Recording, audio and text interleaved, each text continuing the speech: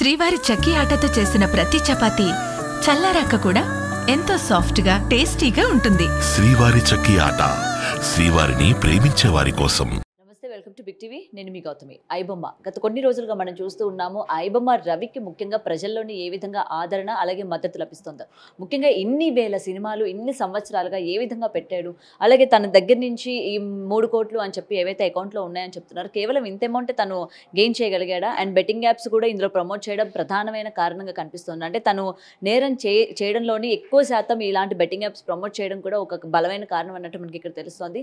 మరి తను టెక్నికల్గా ఏమేమి యూజ్ చేశారు, ఇన్ని వేల సినిమా రిలీజ్ అయిన వెంటనే ఎలా అప్లోడ్ చేయగలుగుతున్నాడు, అండ్ ఈరోజు ప్రజల్లోని ఇంత నెగిటివిటీ సినిమా ఇండస్ట్రీ నుంచి వస్తున్న ప్రజల్లో ఎందుకు అంత పాజిటివిటీ ఈయన పైన పెరుగుతుంది అన్న విషయాలు తెలుసుకుంది. వాళ్ళతో పాటు రామ్ మిత్తు గారు ఉన్నారు. Sir hi. So iBomma, so గత కొన్ని డేస్గా మనం చూస్తూ ఉన్నాం. ముఖ్యంగా టెక్నికల్గా ఇన్ని వేల సినిమాలు తను ఇలా అప్లోడ్ చేయడం కావచ్చు, ఈ విధంగా ఉండడం కావచ్చు. సో నిజానికి తిను యూజ్ చేసిన టెక్నిక్స్ ఏంటి, లేకపోతే ప్రజల్లోనే వస్తున్న ఆదరణకి గల రీజన్స్ ఏంటంటే ఏం చెప్తారు? బేసిక్గా రవి ఈ పర్సన్ ఏం చేశారంటే అన్ని సిస్టమ్స్లో ఉన్న లూప్ హోల్స్ని పట్టుకొని ఆ లూప్ హోల్స్ని ఎన్కాష్ చేసుకుంటూ అతను బిజినెస్ చేశాడు. First of all major loop whole ఎక్కడ అంటే, ఈ మొత్తం ఇప్పుడు ఏదైతే మూవీ ఒకటి మొత్తం ప్రొడ్యూస్ అయిపోయిన తర్వాత, మొత్తం రెడీ అయిపోయిన తర్వాత, ఇవన్నీ ఒక ఎన్క్రిప్టెడ్ మోడ్లో పెడతారు వాళ్ళు ఒక పర్టికులర్ ప్లేస్లో. ఎక్కడైతే వీళ్ళు ఎన్క్రిప్ట్ చేసి స్టోర్ చేస్తారో మూవీస్ని, దానికి లాగిన్ క్రెడెన్షియల్స్ ఏంటంటే కొందరికి మాత్రమే యాక్సెస్ ఉంటుంది. అండ్ వాళ్ళు ఏదైతే ల్యాప్టాప్స్ నుంచి ఏదైతే సిస్టమ్స్ నుంచి లాగిన్స్ యాక్సెస్ చేస్తుంటారో ఆ సిస్టమ్స్కి సెక్యూరిటీ గట్టిగా లేకపోవడం వల్ల లాగిన్ ఐడి అండ్ పాస్వర్డ్స్, ఆ ఎంప్లాయీ ఐడీస్ అండ్ పాస్వర్డ్స్ ఏవైతే ఉంటాయో అవి తీసుకోవడం చాలా సులభం అనమాట.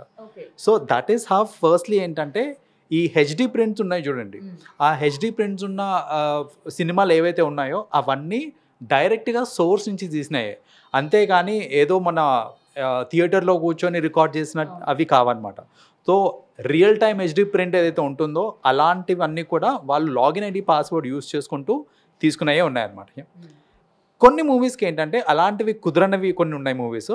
అలాంటి మూవీస్లో ఏంటంటే వాళ్ళు థియేటర్స్కి వెళ్ళి కరెక్ట్ లొకేషన్ కూడా సెలెక్ట్ చేసుకొని, ఏంటంటే ఇప్పుడు చూడండి మన సీటింగ్ ఏదైతే ఉంటుందో అది ఇలా యూ షేప్లో ఉంటుంది. కార్నర్స్ నుంచి కనుక ఒకవేళ రికార్డింగ్ చేస్తే యాంగిల్ సరిగ్గా కుదరదనేసి వాళ్ళు ఏంటంటే స్పెసిఫిక్గా ఒక పర్టికులర్ సీట్ ఇలా పెట్టుకుంటారు, ఒక లొకేషన్ పెట్టుకుంటారు which is at the centre. అక్కడి నుంచి వాళ్ళు ఏంటంటే రికార్డింగ్ చేయడము అవన్నీ చేసేవాళ్ళు అనమాట. అయితే మరి అంత రికార్డింగ్ చేయడం అంత పబ్లిక్లో ఇట్స్ నాట్ దాట్ ఈజీ కదా. సో దానికి కూడా వాళ్ళు ఏం చేశారంటే, కొన్ని మొబైల్స్ ఎలా ఉంటాయంటే, మొబైల్స్లో కొన్ని అప్లికేషన్స్ ఎలా ఉంటాయంటే, రికార్డింగ్ ఆన్ చేసిన తర్వాత మీరు స్క్రీన్ ఆఫ్ చేసి ఇలా పాకెట్లో పెట్టుకున్నా కూడా అది రికార్డింగ్ అవుతుందని ఎవరికి తెలియదు.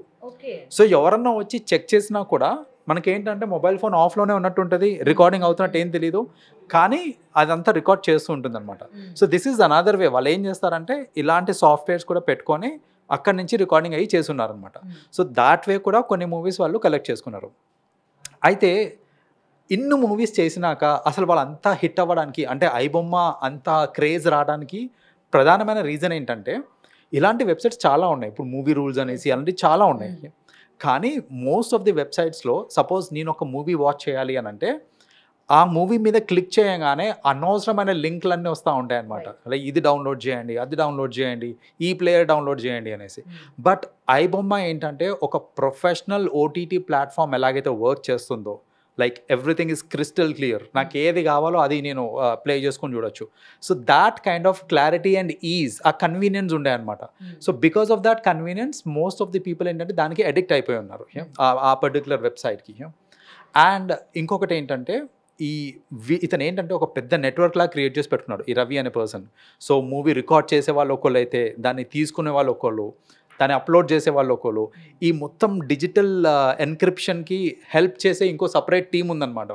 సో బేసిక్గా ఏంటంటే బిగ్ టైమ్ మాఫియా లాగానే చేసింది ఇదంతా యాక్ట్. మీరు అన్నట్టు అరెస్ట్ అయిన తర్వాత చాలామంది ప్రజలు ఇప్పుడు ఏంటంటే దే ఆర్ ఫార్ హెమ్, అంటే అగేన్స్ట్గా ఎవరు లేరు రవికి. సో అతను అయ్యో పాపం అంటున్నారే తప్ప అతను చేసింది తప్పు అని ఎవరు అనట్లేదు ఇక్కడ. దానికి మెయిన్ రీజన్ ఏంటంటే, ఇప్పుడు చూడండి ఒక మూవీకి వెళ్ళాలి అని అంటే, జనరల్గా ఏదైనా మూవీకి వెళ్ళినప్పుడు మనకి ఎంత కాదన్నా సరే యావరేజ్గా ఒక కపుల్ వెళ్తే $1,200 to $1,500 అవుతుంది మనకి. అది టికెట్స్ కానివ్వండి, పాప్కార్న్, ఇంకా కూల్ డ్రింక్, ఈ 3 చాలు. ఈ 3 మ్యాండేటరీ. మనకి ఏంటంటే అలవాటు అయిపోయింది, మూవీకి వెళ్ళాము అని అంటే ఉత్తగా వెళ్ళాం మనం, డెఫినెట్గా. పిల్లలు ఉన్నారు అని అంటే దట్ విల్ బికమ్ లైక్ 2,000-2,500 అట్లా అయిపోతుంది. అంత ఖర్చు పెట్టి ఒక మూవీ చూడాలి అని అంటే మిడిల్ క్లాస్ వాళ్ళకి it's not that easy. So దానికి ఈజియెస్ట్ ఆల్టర్నేటివ్, మిడిల్ క్లాస్ వాళ్ళే కాదు, ఇప్పుడు స్టూడెంట్స్ కూడా ఉంటారు, వాళ్ళందరూ ఏంటంటే సేవింగ్ మోడ్లో ఉంటారు జనరల్గా. సో ఒక సినిమా చూడాలి అనే తపన, కానీ అంత పెట్టుకోలేము. సో ఇంకా ఈజియెస్ట్ ఆప్షన్ ఏంటి అంటే ఇలాంటి సోర్సెసే. So that is the reason ఏంటంటే చాలామంది ఈజీగా చాలా మూవీస్ వాచ్ చేసేస్తున్నారు. అండ్ ఆ కన్వీనియన్స్ పోతుంది అనే బాధతోటి వీళ్ళందరూ ఏంటంటే సపోర్ట్ చేస్తున్నారే తప్ప అందులో ఉన్న ఆ క్రిమినల్ ఆస్పెక్ట్ని వాళ్ళు చూడలేకపోతున్నారు. అండ్ అది సినిమా పైన ఎక్కువ శాతం ఈయన యూజ్ చేసిన విధానం కావచ్చు. అంటే కేవలం సినిమాని ఇంత హ్యాక్ చేయగలిగాడు, ఈయన నాలెడ్జ్ అసలు ఎంత బ్రిలియంట్ అని చెప్పి తన నాలెడ్జ్ని అప్రిషియేట్ చేస్తున్న వాళ్ళు కూడా ఉన్నారు. బట్ అదే తను ఇది ఇంకా మితిమీరిపోయి అది ఒక పర్సనల్ లైఫ్లోకి వచ్చేసి అంటే జనాల్ని కూడా ఈ విధంగా ఏదో ఒక దాంట్లో హ్యాకింగ్ కావచ్చు, ఆల్రెడీ మనం చూస్తున్నాం సైబర్ ఎన్ని నేరాలు వస్తూ ఉన్నాయో. సో ఇలాంటి వాటిపైన తన కానీ పెట్టినట్లయితే ఇంకా ఎలాంటి పరిణామాలు చోటు చేసుకునే అవకాశాలు ఉన్నాయి? అంటే ఇంత సినిమాని హెచ్డి ప్రింట్లోని తీసుకొచ్చేసే ఆయన అంటే అంత నాలెడ్జ్ ఉందని ప్రజలు అప్రిషియేట్ చేస్తూ ఉన్నారు. ఒకవేళ ఈయన పర్సనల్గా ఏమైనా కానీ చేస్తే ఇంకెంత ఎఫెక్ట్ అయ్యే వాళ్ళమన్న ఈ కోణంలో ఎందుకు ఆలోచించలేకపోతున్నారు? ఇది చాలా నిజం. యాక్చువల్గా ఇది ఆలోచించాల్సిన విషయం అండి. ఎందుకంటే ఇప్పుడు ఇమ్మాడి రవి అనే ఈ అబ్బాయి పేరు బయటకు వచ్చింది కాబట్టి అందరూ మాట్లాడుతున్నారు. ఇలా ఇంతకంటే టాలెంటెడ్ పీపుల్ చాలామంది ఉన్నారు. వాళ్ళు బ్యాంకింగ్ ఫ్రాడ్స్ చేస్తూ ఉంటారు, మన పర్సనల్ ఫోన్స్ హ్యాక్ చేస్తూ ఉంటారు, పర్సనల్ అకౌంట్స్ హ్యాక్ చేస్తూ ఉంటారు, సోషల్ మీడియా హ్యాక్ చేస్తూ ఉంటారు. ఇవన్నీ ఏంటంటే రెగ్యులర్గా అవుతూ ఉంటాయి. సో ఇక్కడ 2 things జరగాలండి. ఒకటి ఏంటంటే ఫస్ట్ ఆఫ్ ఆల్ మన సిస్టమ్ గట్టిపడాలి, లైక్ సెక్యూరిటీ సిస్టమ్ ఏదైతే ఉందో అది కొంచెం బలపడాలి. సో అది మన క్రైమ్ వీళ్ళు అవ్వచ్చు, బ్రాంచ్ వాళ్ళు అవ్వచ్చు, లేకపోతే ఏదన్నా సరే ఎనీ యాప్లో కూడా సెక్యూరిటీ సిస్టమ్ అనేది కొంచెం టైటన్ అవ్వాలి. That is 1 thing. Second thing, ప్రజలకు అవగాహన ఉండాలండి. ఇప్పుడు ఏదో ఫ్రీగా నాకు మూవీ దొరుకుతుంది కదా అనేసి నేను ఒక వెబ్సైట్లోకి వెళ్ళిపోయి నేను సినిమా చూస్తున్నాను. లేదా చాలామంది ఏంటంటే 90% ఆఫ్లో నైకీ గాగుల్స్ వస్తున్నాయి, లైక్ షూస్ వస్తున్నాయి, రేబ్యాన్ గాగుల్స్ వస్తున్నాయి, ఇలాంటివన్నీ మనకి లింక్స్ వస్తూ ఉంటాయి. లింక్ వచ్చి క్లిక్ ది లింక్ బిలో అనగానే క్లిక్ చేస్తూ ఉంటారు. సో మనం ఏంటంటే ఏదో చౌకగా వస్తుంది కదా అనేసి ఏ లింక్ పడితే ఆ లింక్ని మనం ప్రెస్ చేసామనుకోండి, ఖచ్చితంగా మన personal information is stolen. So మన పర్సనల్ ఇన్ఫర్మేషన్ వెళ్ళిపోయిన తర్వాత ఇంకా మన చేతుల్లో ఏముండదు. వాళ్ళు బ్లాక్మెయిల్ చేయడం అవ్వచ్చు, లేకపోతే డబ్బులు లాగేసుకోవడం అవ్వచ్చు, ఏదన్నా అవ్వచ్చు.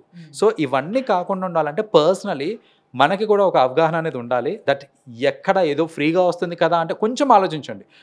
నాకు ఆ మూవీ ఫ్రీగా చూపిస్తున్నాడు అని అంటే బెనిఫిట్ లేకుండా అయితే చూపించాడు. సో బెనిఫిట్ ఎక్కడి నుంచి వస్తుంది అని అంటే ఇలా ఏదో ఒక బ్యాక్ డోర్ నుంచి ఏదో ఒకటి అవుతూ ఉంటుందని మనం అర్థం చేసుకోవాలన్నమాట. కానీ ఇప్పటి వరకు ఇన్ని ఇయర్స్గా తను అంటే మనం ఐబొమ్మని అందరూ కూడా యూజ్ చేసిన వాళ్ళు, అందరూ కూడా అందులో సినిమాలు చూసేవాళ్ళే. సో ఏ రోజు కూడా దేనివల్ల ఎవరు కూడా ఎఫెక్ట్ పడలేదు కదా, మహా అయితే మూవీ ఇండస్ట్రీకే పడింది కదా, జనాలు ఎవరిని ఆయన హాని చేయలేదు కదా, జనాలు అందరి తరపున ఆయన ఆలోచించి తీసుకున్న నిర్ణయాలు కదా ఇవన్నీ కూడా. సో దీనిలో హాని చేసేది ఏముంది అన్నట్టు మళ్ళీ తిరిగి క్వశ్చన్ చేస్తున్న సిచ్యువేషన్స్ ఉన్నాయి కదా. సో ఇక్కడ ప్రజలకి ఉపయోగపడి ఉండొచ్చు. But at the end of the day ఒకటి చెప్తానండి, ఏదన్నా సరే సపోజ్ ఇప్పుడు నాకు అతను చేసిన పని ఏంటిదంటే మూవీ టికెట్ రేట్లు బాగా ఎక్కువగా ఉన్నాయి కాబట్టి నేను ప్రజల కోసమని ఇలా చేశాను అని చెప్పాడు. సపోజ్ ప్రజలు వాళ్ళకి ఆర్థిక ఇబ్బందులు ఉన్నాయి అనేసి నేను బ్యాంక్లో రాబరీ చేసి వాళ్ళకి డిస్ట్రిబ్యూట్ చేస్తా అంటే అది నేను చేసింది కరెక్ట్ అవుతుందంటే కాదు, right? So we have to understand ethically ఏంటి కరెక్ట్, ఏది కరెక్ట్ కాదు అనేసి. నిజంగా మూవీ రేట్లు అంటే టికెట్స్ ఇవన్నీ ఎక్కువ ఉన్నాయి అని అంటే కొలాబరేటివ్గా మనం చేయాల్సింది ఏంటిది అని అంటే ఆ డిమాండ్ని తగ్గించాలి. ఇప్పుడు మూవీస్ ఎందుకు అంతగానం రేట్ ఉన్నాయి అని అంటే అంత రేట్ ఉన్నా మనం వెళ్తున్నాం కాబట్టి. వెళ్ళడం మానేయండి, ఫస్ట్ డే ఫస్ట్ షోనే చూడాలా, ఓటీటీలో వచ్చేదాకా వెయిట్ చేయండి. లేదా కొన్ని రోజులు మీరు వెళ్ళకుండా ఉన్నారనుకోండి, ఆబ్వియస్లీ డిమాండ్ తగ్గేసరికి ఏంటంటే రేట్లు తగ్గుతాయి. సో అలా ఎథికల్ వేలో మనం దీన్ని ఫైట్ చేయొచ్చే తప్ప అది వాళ్ళు రేట్లు బాగా పెంచేశారు కదా అని నేను పైరసీనే సపోర్ట్ చేస్తాను, ఎంకరేజ్ చేస్తాను అని అంటే ఎథికల్లీ అది కరెక్ట్ కాదండి. రైట్. అండ్ ఇక్కడ ఇంకొకటి అంటున్నారు, సో రవి చేస్తున్న దాన్ని మనం అప్రిషియేట్ చేసి మూవీ ఇండస్ట్రీలో వాళ్ళతోని కొలాబరేట్ ఎందుకు చేయించకూడదు, వాళ్ళే తనకి అంటే ఈచ్ అండ్ ఎవ్రీ మూవీస్ బయట పైరసీ కాకుండా ఈ మధ్య మనం చూస్తున్నాం షూటింగ్స్లోనే కొన్ని వేల కోట్లు పెట్టి తీస్తున్నా సరే ఎక్కడో ఒక చిన్న లీక్ అన్నది అయిపోతూ ఉన్నది. సో ఇలాంటి వాటికి తిన్ని యూజ్ చేసుకోవచ్చు కదా, సినిమా ఇండస్ట్రీలోని తిన్ని కానీ పెట్టుకున్నట్లయితే బాగుంటుంది అన్నట్టు. అండ్ ఇలాంటి సజెషన్స్ కూడా ఇస్తూ ఉన్నారు. ఇది ఎలా ఉందంటే దొంగల్ని పట్టుకున్నాక గజ దొంగని పోలీస్ డిపార్ట్మెంట్లో చేర్చుకోండి అంటే ఇప్పుడు వాళ్ళే మిమ్మల్ని పట్టేస్తారు అన్నట్టుంది. అంటే దొంగ ఎప్పటికైనా దొంగనే. సో ఇప్పుడు నేను పోలీస్ డిపార్ట్మెంట్లో ఆయనకి జాబ్ ఇచ్చేసి బాగా చేదిస్తారు కదా అని అంటే అది కరెక్ట్ కాదు. ఎందుకంటే at the end of the day రవికి అన్నీ తెలుసా అని అంటే కాదు. అతను లాంటి చాలామంది టెకీస్ ఉన్నారు. సో నిజంగానే ఒక ఫిల్మ్ ఇండస్ట్రీలో ఒక ప్యానెల్ క్రియేట్ చేయాలి. అందులో ఏంటంటే మెరిట్ బేస్ మీద కొన్ని టెస్ట్లు అయ్యి పెట్టేసి వీ కెన్ చూస్ సమ్వన్ ఎవరైతే they can be the panel member అలా ఉండొచ్చు, ప్యానెల్ హెడ్ అయి ఉండొచ్చు. అలాంటి వాళ్ళని పెట్టి చేయడం కరెక్ట్. కానీ ఏదో ఇతను ప్రూవ్ అయ్యాడు కదా, లేకపోతే ఇతనికి మంచి తెలివి ఉంది అనేసి అనుకుంటు, నిజంగా అంత తెలివి ఉంటే పట్టుబడి కాదు ఇప్పుడు చెప్పాలంటే. So at the end of the day ఎక్కడో చోట లిమిటేషన్ అనేది ఉంటుంది. కాబట్టి బేసిక్గా ఏంటంటే ఎస్ అతను తెలివైన వాడే, కానీ తెలివి ఉంది కదా, నాలెడ్జ్ ఉంది కదా అనేసి అతన్ని అప్రిషియేట్ చేసి ఇది చేసాము అంటే కనుక, ఫిల్మ్ డిపార్ట్మెంట్లో పెట్టుకున్నారు అంటే కనుక it is going to be motivation to lot of people. ఇలాంటి వాళ్ళు చాలామంది పుడతారు. ఇంకా నన్ను కూడా సినిమా డిపార్ట్మెంట్లో పెట్టుకుంటారేమో అనేసి, నేను అంతకంటే పెద్ద పైరసీ చేసి చూపిస్తాం మీకు కావాలంటే అనేసి ఇది ఇంకా ఎక్కువ అవుతుంది తప్ప దీనికి పర్ఫెక్ట్ ఎగ్జాంపుల్ సెట్ చేసి దీన్ని అరికట్టాలి అని అంటే అతనికి కఠినంగా శిక్షించడం చాలా ఇంపార్టెంట్. అండ్ మీరు శిక్షించాలి అని అన్నారు కాబట్టి కొంతమంది అతన్ని ఉరి తీస్తాము అన్నట్టు కూడా మాట్లాడుతున్నారు. నిజంగా ఉరి తీసే అంత శిక్ష చేశాడు అంటే అంత పాపం చేశాడు అనుకోవచ్చా మనం? దానికంటే పాపాలు చేసిన వాళ్ళు చాలా మంది ఉన్నారు చెప్పాలంటే. ఇది అసలు ఈ కేసుతో కంపేర్ చేసుకుంటే దీనికంటే పెద్ద పెద్ద ఘోరాలు నేరాలు చేసిన వాళ్ళు, రోడ్ల మీద తిరుగుతున్న వాళ్ళు చాలా మంది ఉన్నారు. ఈయన ఉరి తీయాలంటే ఫస్ట్ వాళ్ళందరినీ తీయండి, తర్వాత ఈయన వాడిని చూడవచ్చు. ఎందుకంటే నేరం చేశాడు, ఖచ్చితంగా నేరం చేశాడు, పెద్ద నేరమే. కానీ ఉరి తీసేంత పెద్ద నేరమా అంటే ఒకసారి ఆలోచించాల్సిన విషయం ఇది. నిజంగా ఉరి తీసేంత పెద్ద నేరమే అని అంటే కనుక దీనికంటే పెద్ద నేరాలు చేసిన వాళ్ళందరినీ ఫస్ట్ ఉరి తీయండి, ఆ తర్వాత ఇదని ఉరి తీయండి. అండ్ మళ్ళీ కూడా సార్ ఇలాంటి వాళ్ళు పుట్టుకొస్తారు, లేకపోతే ఇది చూసిన తర్వాత ఇంకా ఇలాంటి వెబ్సైట్లు నడిపే వాళ్ళందరూ కూడా ఆపేస్తారు అని ఏదైతే ఉందో జనాల్లోని, అది నిజంగా నెరవేరుతుందంటారా? అంటే ఇలాంటి వెబ్సైట్లన్నీ ఇంకా ఆగిపోతాయా? ఎందుకంటే ఇప్పుడు జనాల్లోని ఎందుకులే మనం ఇట్లాంటిది, ఇప్పుడు రవికి పట్టిన కదా మనకి పట్టచ్చుకుంటాయి, మూవీ రూల్స్ కావచ్చు, లేకపోతే బప్పం కావచ్చు, ఇలా ఇంకా కొన్ని వెబ్సైట్స్ ఉన్నాయి, ఇంకా వాళ్ళని పట్టుకోలేని వాళ్ళు కూడా ఉన్నారు.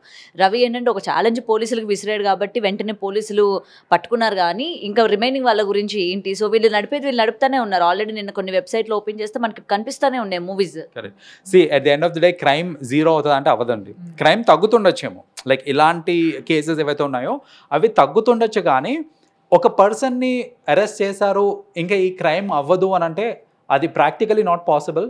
మనం పాస్ట్లో కూడా చూసాము. ఇప్పుడు సపోజ్ మర్డర్ చేసిన వాళ్ళని లేకపోతే రేప్ చేసిన వాళ్ళని ఉరిదీసినంత మాత్రాన రేప్లో మర్డర్లు ఆగిపోయినాయంటే ఆగలేదు. ఇది అంతే. ఏంటంటే ఎంతో కొంత తగ్గుతుండొచ్చే, కానీ మొత్తానికి ఆగిపోతుంది అని అంటే అది ప్రాక్టికల్ కాదండి. అండ్ ఫైనల్లీ సార్, ఇండస్ట్రీ నుంచి నిన్న ప్రెస్ మీట్లోని చిరంజీవి గారు వీళ్ళందరూ మాట్లాడడం జరిగింది. కొన్ని వేల కోట్లు పెట్టి తీసిన సినిమాలు ఇవాళ ఇలాంటి వెబ్సైట్లో పెట్టడం వల్ల లాస్ అయిన సిచ్యువేషన్స్ ఉన్నాయని చెప్పి, సో ఇప్పుడు ఈ వెబ్సైట్లన్నీ బ్యాన్ చేస్తూ ఉన్నారు, వీళ్ళని అరెస్ట్ చేస్తూ ఉన్నారు, కాబట్టి సినిమాలు పెట్టేది కూడా లేదు. సో జనాలు ఇక నుండి సినిమా థియేటర్స్కి వెళ్ళి చూసే అంత ఉంటుందా? ఎందుకంటే ఓటీటీలో వస్తుంది మనం చూద్దామని వెయిట్ చేసే వాళ్ళు, ఇంకా అటువంటి ఓటీటీ ప్లాట్ఫామ్స్ లేవు. ఎందుకంటే ఇప్పుడు మన ఓటీటీ అంటే దానికి సబ్స్క్రిప్షన్ ఉండాలి, ఇది వితౌట్ సబ్స్క్రిప్షన్. సో ఇప్పుడు లేదు కాబట్టి మనం డెఫినెట్గా థియేటర్గా వెళ్ళాలి, చూడాలి అన్నది ఇంటెన్షన్ వాళ్ళలో పెరిగి, if they are able to go or not అంటే ఏం చెప్తారు? కొందరు ఉంటారండి ఎలాగో అలా చూడాలి అనే ఒక తపన ఉన్న వాళ్ళు ఖచ్చితంగా చూస్తారు. సో వాళ్ళకి ఏంటంటే ఇది ఒక జస్ట్ ఆప్షన్ మాత్రమే. సో ఈ ఆప్షన్ పోయినంత మాత్రాన నేను ఇంకా సినిమాలు చూడను అనేది కాదు, వాళ్ళు ఖచ్చితంగా చూస్తారు.